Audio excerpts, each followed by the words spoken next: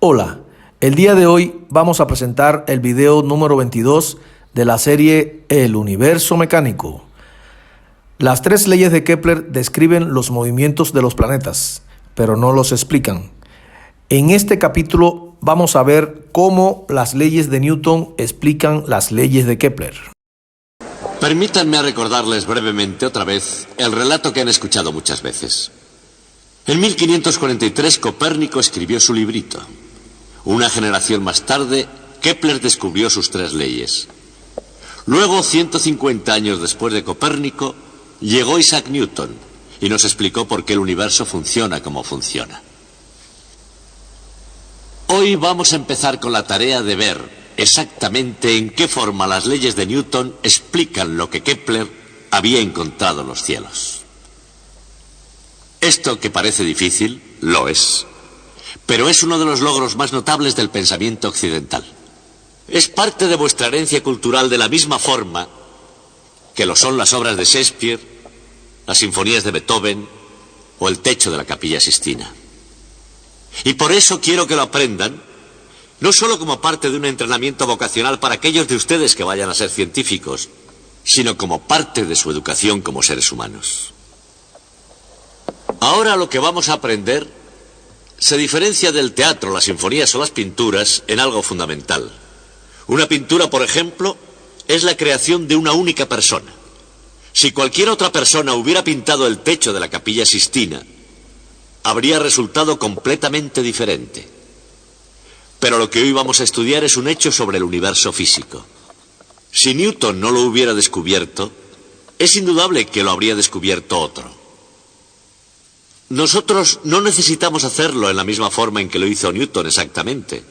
Podemos usar algunas estratagemas que vinieron más tarde, tales como vectores y energía, cosas que harán nuestro trabajo más sencillo. Y eso es lo que haremos. Pero una vez hecho, a diferencia de un cuadro, será algo que les pertenecerá tanto como originalmente perteneció a Newton. Será algo muy suyo que ustedes podrán llevarse para siempre. Y para esto nos hemos estado preparando desde que iniciamos estas lecciones. Así pues, comencemos la andadura.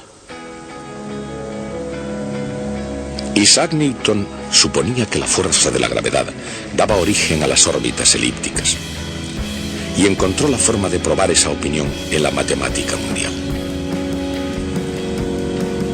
En sus matemáticas entraba su ley de la gravitación inversa al cuadrado y también su segunda ley del movimiento.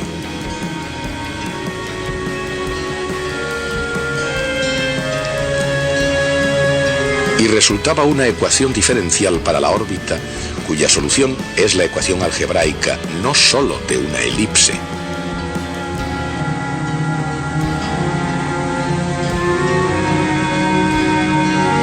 sino también de cualquier sección cónica.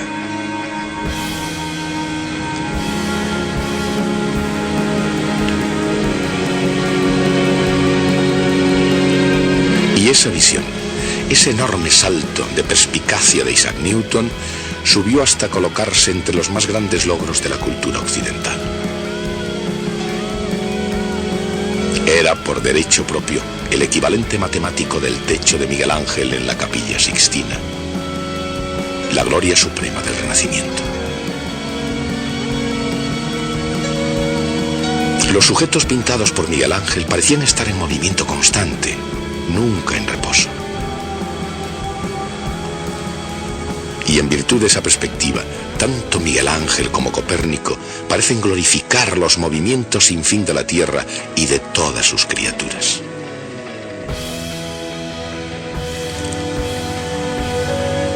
Con tan brillante percepción, el científico y el artista compartieron ambos la excepcional visión del mundo del más grande dramaturgo de la historia. Al crear su extraordinario mundo, ¿dónde colocó William Shakespeare el sol? Pero silencio. ¿Qué resplandor se abre paso a través de aquella ventana? Es el oriente y Julieta el sol. Surge esplendente sol y mata a la envidiosa luna. Shakespeare vivió en la época de Galileo y Kepler.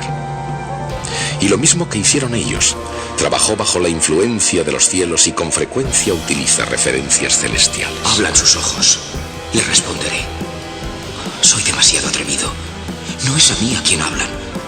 Dos de las más resplandecientes estrellas de todo el cielo, teniendo algún quehacer, ruegan a sus ojos que brillen en lugar de ellas hasta su retorno. ¿Y si los ojos de ella estuvieran en el firmamento y las estrellas en su rostro? El fulgor de sus mejillas avergonzaría a esos astros como la luz del día a la de una lámpara. Shakespeare no fue el único genio creador que hizo una poderosa conexión entre las artes y las ciencias. Ludwig van Beethoven, encontrando en las estrellas su inspiración para componer la Oda a la Alegría, cantó las alabanzas del firmamento celeste.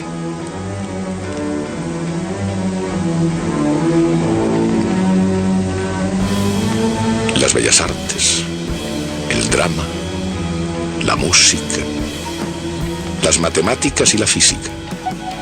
Cada una de ellas es una brillante gema de la cultura occidental.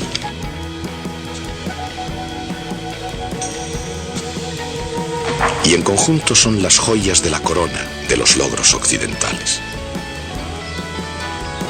Incluso de joven Newton se dio cuenta de que la gravedad era la fuerza común al cielo y a la tierra. La vio como una fuerza fundamental que de extremo a extremo del universo más bien tira continuamente que empuja o hace torcer.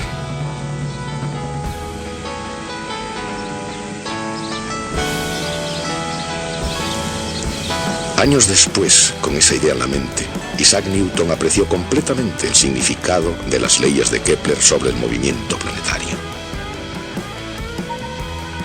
La gravedad no puede aplicar un par o un momento.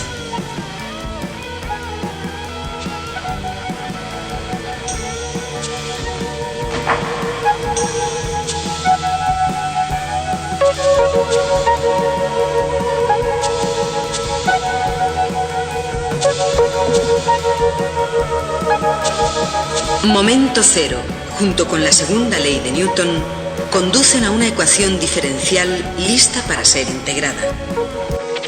Cuando no hay momento, una cierta cantidad, mr por v, es constante.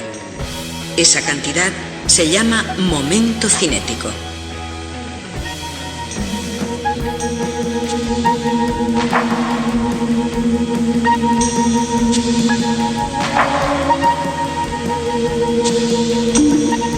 Un planeta girando en órbita con momento cinético constante se mantiene en un plano. Su velocidad orbital varía de una forma exactamente determinada. El área barrida por su radio vector cambia a un ritmo constante.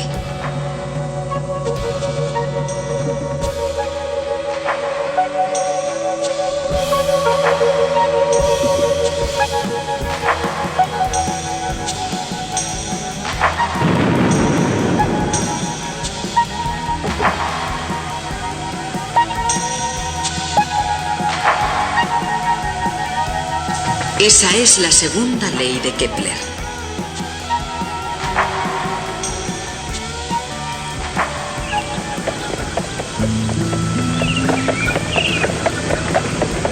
Cuando Johannes Kepler desarrolla su segunda ley, el arte de la astrología y la ciencia de la astronomía eran una misma cosa.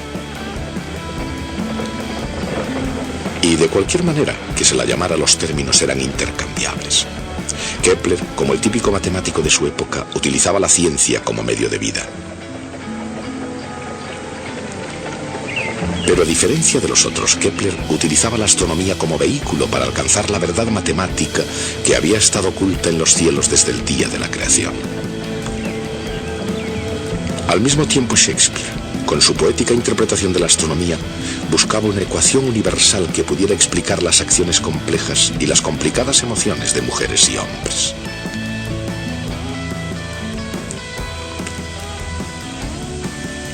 Y sus observaciones, como las de Isaac Newton, tuvieron influencia en la forma como los seres humanos perciben la realidad. Sus métodos difieren. Newton no era conocido precisamente por su sentido del humor.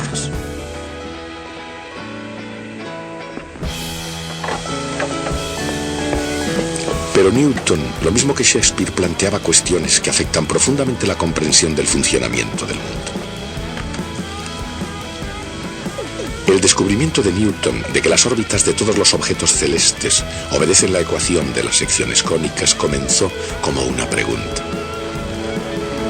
¿Por qué son elipses las órbitas de los planetas, barriendo áreas iguales en tiempos iguales?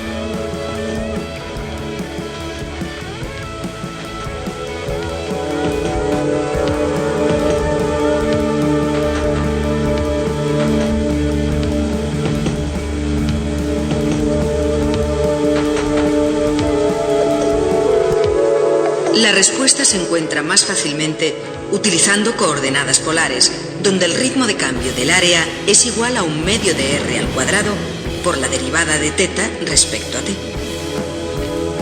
En términos de momento cinético, el resultado es una ecuación diferencial obedecida por todos los objetos que se mueven bajo la influencia de cualquier fuerza central.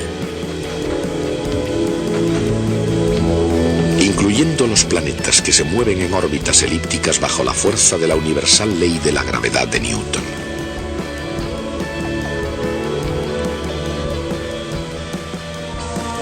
Los cielos mismos, los planetas y este globo terrestre observan con orden invariable las leyes de categoría, de la prioridad, de la distancia, de la posición, de estaciones.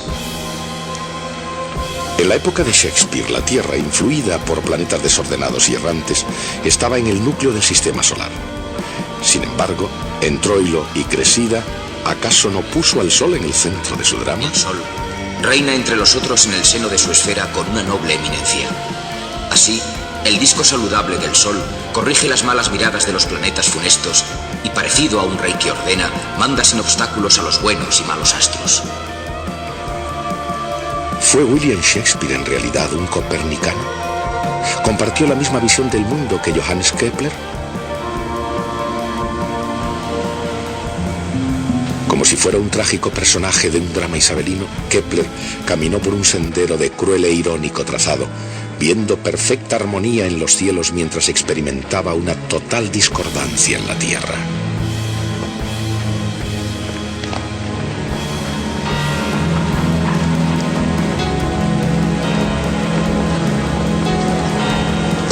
El padre de Kepler, un violento mercenario que iba de guerra en guerra, lo abandonó de pequeño. El joven Kepler fue enviado a un seminario protestante en las provincias germánicas. El modo de vida era estricto y espartano, con interminables horas de estudio y oración. Kepler era un muchacho frágil y enfermizo que prácticamente no tenía amigos y era obstinadamente independiente. Su madre era en extremo excéntrica y estaba obsesionada por la astrología y el ocultismo. Su tía fue quemada en la hoguera. A medida que avanzaba la instrucción religiosa, desesperaba de poderse salvar y cada vez se sentía más culpable de la fascinación de su madre por las ciencias ocultas.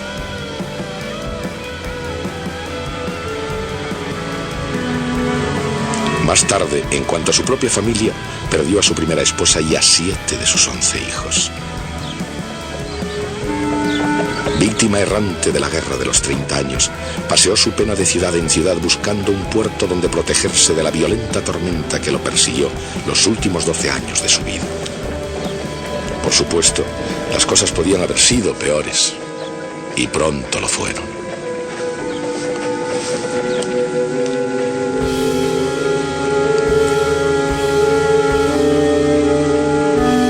En 1615, la madre de Kepler fue procesada por la práctica moderadamente común pero prohibida de la brujería. Desolado por la noticia del arresto y proceso de su madre, Kepler escribió: «Casi hizo estallar mi corazón». Aunque finalmente estaba haciendo verdaderos progresos en el trabajo de su vida, se mantuvo cerca de su madre de una forma u otra durante 6 largos años. Dado que Kepler describía a su madre como una charlatana terca y pendenciera, la sincera preocupación por su madre parece una curiosa nota a pie de página. Aparte de la fortaleza de carácter de un hijo respetuoso, ¿había alguna otra razón para estar en deuda con aquella mujer?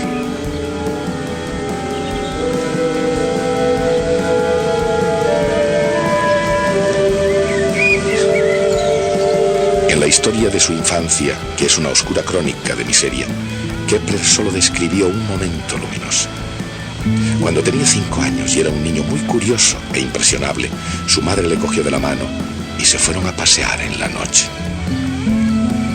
Subieron a la cima de una montaña muy próxima y juntos vieron un cometa. Así como la razón donde se apoyan sus éxitos desaparecen especulaciones, los éxitos en sí mismos permanecen indelebles. Aunque William Shakespeare probablemente habría pasado por alto la matemática que refleja la tercera ley de Kepler, seguramente habría encontrado ironía en el título de su obra, La armonía del mundo.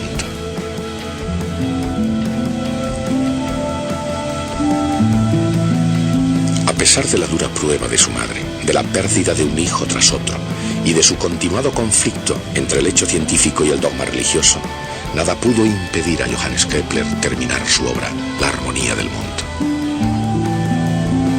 Y todavía, incluso aunque su mente era capaz de cruzar las fronteras más avanzadas del mundo de las matemáticas, el propio Kepler nunca llegó a darse cuenta de la extensión de su poder. En la última etapa de su camino, casi se encuentra con el cálculo. Pero quienes lo consiguieron fueron Leibniz y Newton. De la misma manera, Kepler se aproximó a la ley universal de la gravedad. Pero este destino estaba reservado solo a Isaac Newton.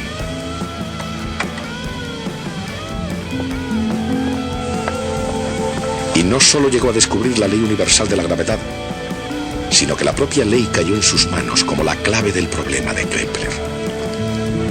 Con su ley de la gravedad, Newton abrió la puerta a la cual Kepler se había acercado durante toda su vida y traspasó el umbral introduciéndose en el secreto de los cielos.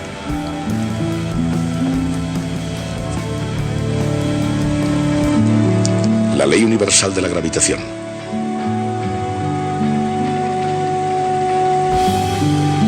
La segunda ley del movimiento.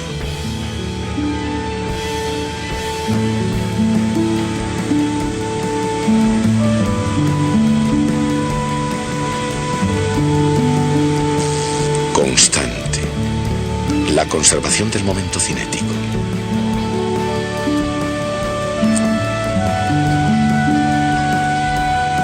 Vectores que se cruzan como los desafortunados amantes de Shakespeare en una combinación tan poderosa como la mano de Dios, de Miguel Ángel.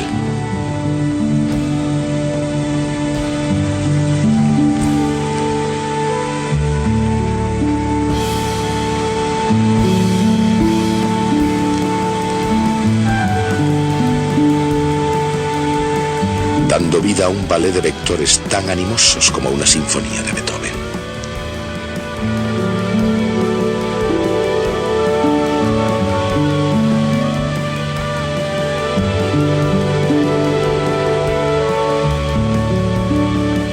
Las ecuaciones de los cielos encuentran su más sencilla expresión en el elegante lenguaje del cálculo diferencial.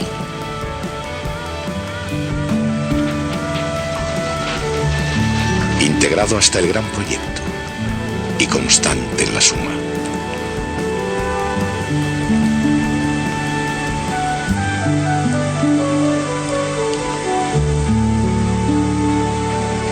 Las elipses de los cielos se revelan como una expresión del círculo perfecto de la geometría subyacente.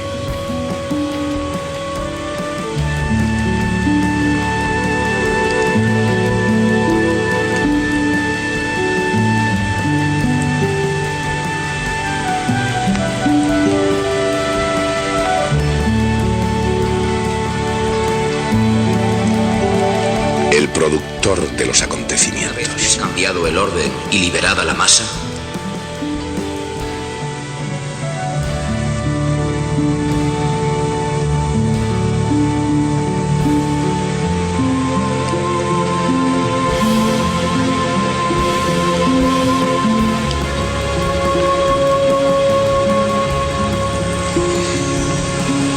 Se asemeja a una vieja amiga, una curva de familiar aspecto.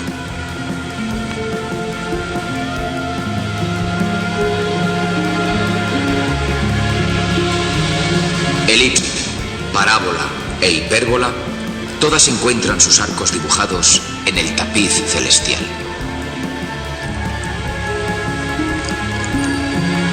Y así como Isaac Newton fue el primero en descubrir que la fuerza de la gravedad mueve todos los cuerpos celestes a lo largo de secciones cónicas. Y puesto que los planetas se mueven en curvas cerradas, sus órbitas son elipses. Newton comunicó de manera informal este descubrimiento a Edmund Halley. Pero la reacción de este cambió pronto, desde pura alegría a horror absoluto. Newton no solo había perdido sus cálculos para resolver el problema de Kepler, había también olvidado cómo había desarrollado la prueba matemática. Sin embargo, empujado por Halley, Newton comenzó nuevamente con toda calma a resolver quizá el problema más complejo del mundo científico. Y esta vez prosiguió hasta revelar el secreto matemático del universo.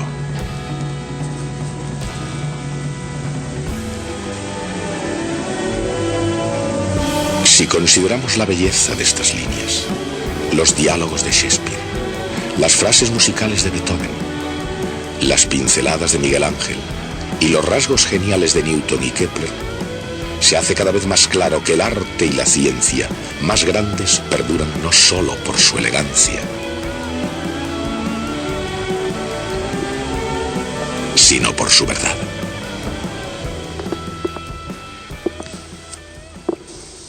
Johannes Kepler vivió en la misma época que William Shakespeare, que Isabel I de Inglaterra, que María Estuardo y, por supuesto, que Galileo.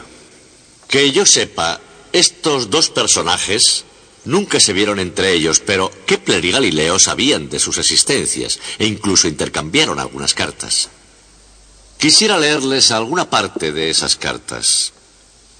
La primera está fechada en 1597. Kepler envió una copia de un libro escrito por él a Galileo y Galileo le contestó lo siguiente. Escuche. Mi instruido doctor, he recibido su libro hace solo unas horas. Me congratula saber que tengo un aliado en el estudio de la verdad. Y la verdad, escrita con mayúscula, era para Galileo el sistema copernicano del mundo.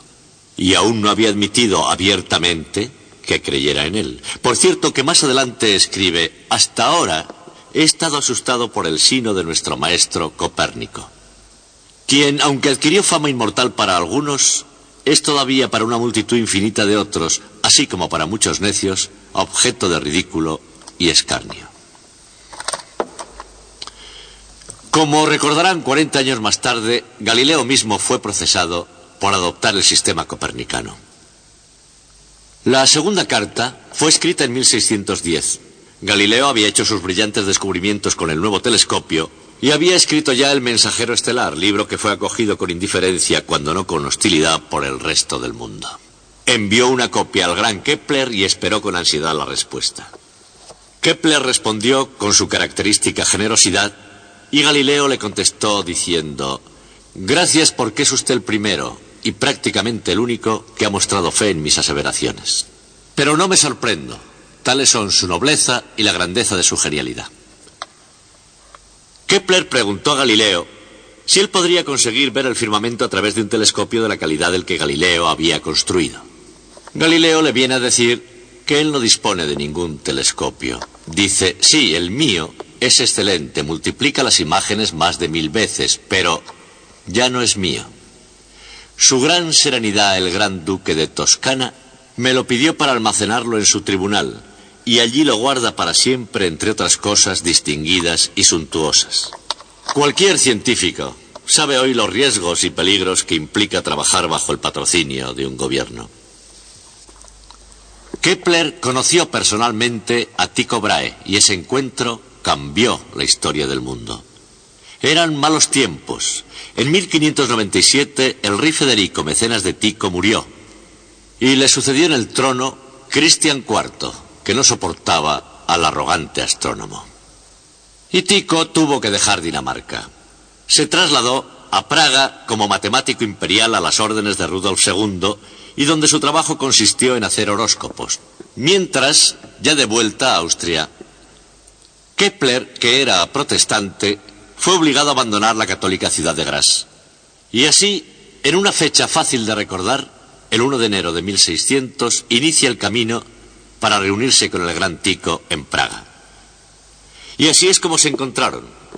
Inmediatamente comprobaron que no se podrían soportar, pero que ninguno podría continuar ya sin el otro. Tycho necesitaba del genio matemático de Kepler para organizar sus observaciones, y Kepler debía tener los datos de Tycho para hacer la cosmología, que era la misión de su vida. Y así, durante 8 turbulentos meses, estuvieron juntos, incapaces de escapar el uno del otro, hasta que Tycho murió en 1601. Incluso entonces, Kepler no fue capaz de dedicarse del todo a la cosmología como tan ardientemente deseaba, porque primero tenía la responsabilidad de producir este libro. Este libro se llama Las Tablas Rudolfinas, en honor de Rudolf II, que fue quien pagó la factura. Está escrito por Johannes Kepler y publicado en 1627. Es la publicación que hizo Kepler de los datos de Tycho.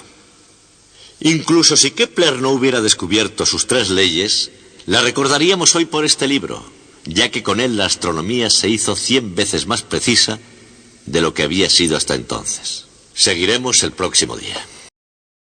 Bueno, ¿qué aprendimos en este video? Newton, usando el cálculo, explicó las leyes de Kepler.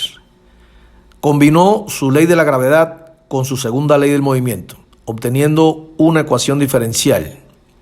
La solución a esta ecuación fue nada menos que la conocida ecuación de las secciones cónicas. La gravedad no puede aplicar un par o momento, por lo que un planeta girando en órbita con momento cinético constante se mantiene en un plano. Su velocidad orbital varía de una forma perfectamente determinada. De esta manera, el área barrida por su radiovector cambia a un ritmo constante. Te invito a escribir en un cuaderno las fórmulas aprendidas en el video de hoy. Si te gustó este video, no olvides suscribirte, darle like y compartir. Muchas gracias.